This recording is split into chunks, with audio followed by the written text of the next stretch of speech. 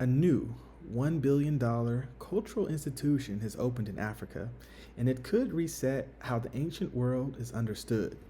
I'm Mr. Empower of Mr. Empower TV, and for more than a century, Egyptian civilization has been interpreted primarily through European museum lenses.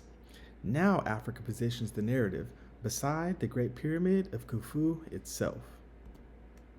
From the moment you step in, you're welcomed by none other than Ramses II, arguably the greatest of the Egyptian pharaohs, and struck by the grandness of the place. And that's only the entrance hall.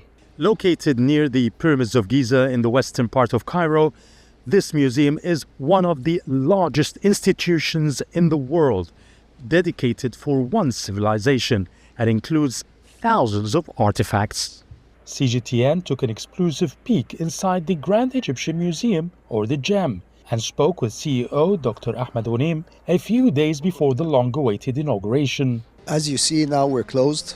Nobody's allowed to come in, simply because we're getting ready for the final touches, taking care of the maintenance issues. It will be fascinated, unprecedented kind of celebration for the opening of the gem. That's the project of the century. The celebration is a surprise, I won't say, but it would be unbelievable in terms of what will be provided, and the focus will be definitely on the gem. This is the largest museum in the world, 5 times the size of the Metropolitan in New York, and twice the size of the Louvre and the British Museum. Meanwhile, the display area of the antiquities is 4 times the size of a football field. But what's more fascinating are the timeless treasures inside. The full impressive collection of King Tutankhamen will be displayed in one place for the first time in a 75,000 square feet hall. All artifacts in the museum are displayed with the latest technology to make it a more impressive experience for visitors.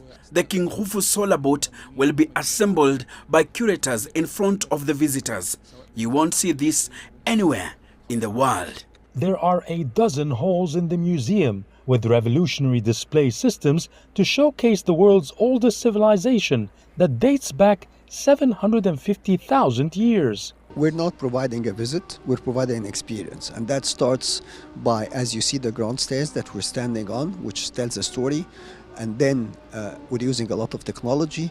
We're providing a lot of recreational areas, including restaurants, including shopping area, dedicated to only heritage. Hundreds of millions of people from around the world are set to watch the glamorous opening ceremony on November 1st, while nearly 7 million visitors are expected every year. How do you feel being in charge of this place that the whole world will be witnessing or looking forward to? Well, actually, there are 2 different feelings. One of them is being proud on being on top of this great project. The other thing is a lot of responsibility, which causing a lot of stress, being responsible for such a great project and taking care of all the details related to such a big thing that I have to be capable of handling it. You need to make 2 things. You need to make the experience not forgettable. As everyone here puts it, the gem is Egypt's gift to the world.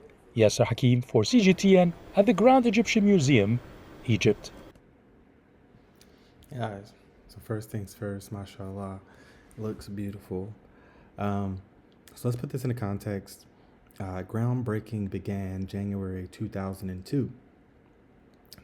This is a 23-year national priority project under multiple presidents. So Presidents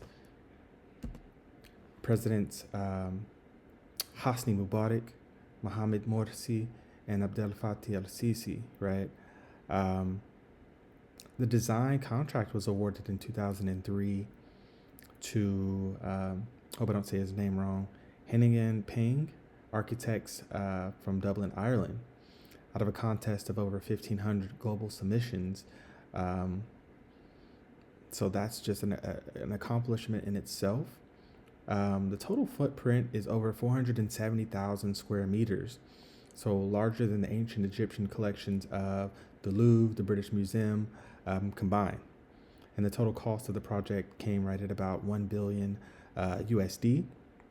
financed by the Japanese International Cooperation Agency, or JICA, and the Egyptian Ministry of Tourism and Antiquities, with more than 50,000 artifacts on site, including those over 5,300 items from the tomb of Pharaoh Tutankhamun. It's the first unified display of the complete set in the world, right? And the location is just 2 kilometers from the Great Pyramid of Khufu. So that's just a feat in itself, restoring narrative interpretation physically beside the origin. So to put this into context again with further insight, from the late 1800s through the 1900s, European museums, especially in Paris, France, London, UK, and Berlin, Germany, constructed Egypt's public identity using racial typologies and interpretive frameworks developed outside of Africa, which is important to note, right?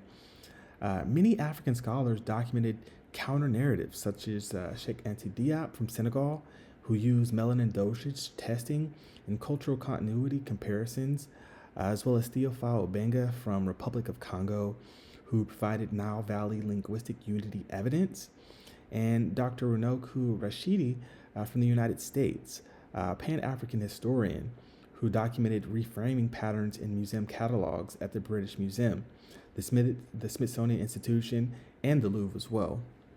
So, for instance, symbols such as the Rosetta Stone, right, the linguistic decoding key of hieroglyphic translation, remains at the British Museum of London, UK, as we speak, instead of in Africa where it belongs, right?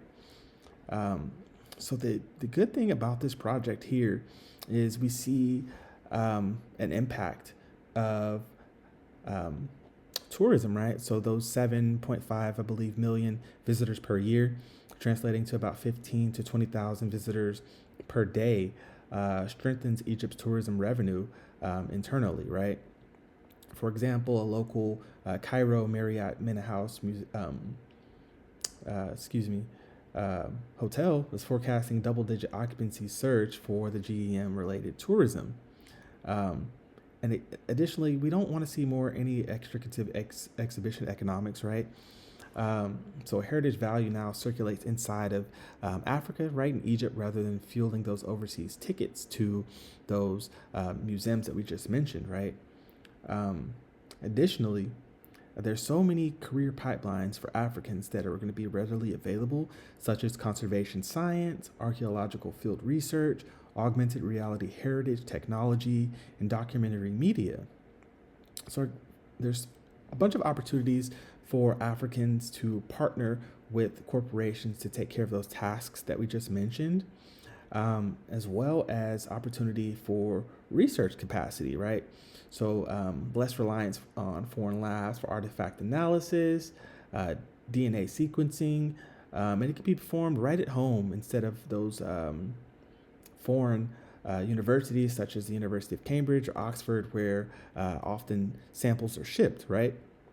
So the positive outlook here is there's a stronger repatriation leverage for African antiquities, right?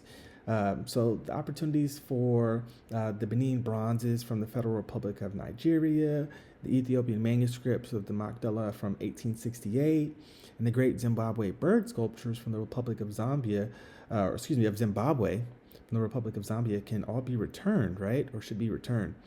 Incentivizes African universities such as the University of Ghana, University of Nairobi, University of Cape Town, Addis Ababa University, and the Muhammad V University, and others that we haven't mentioned in this episode, can expand heritage sciences and museum studies, right?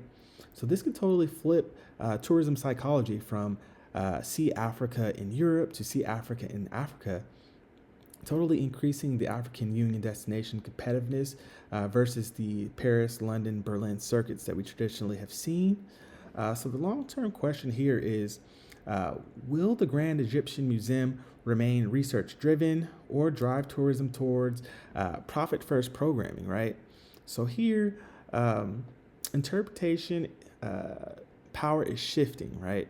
And this time, Africa is in control of the foundations, right?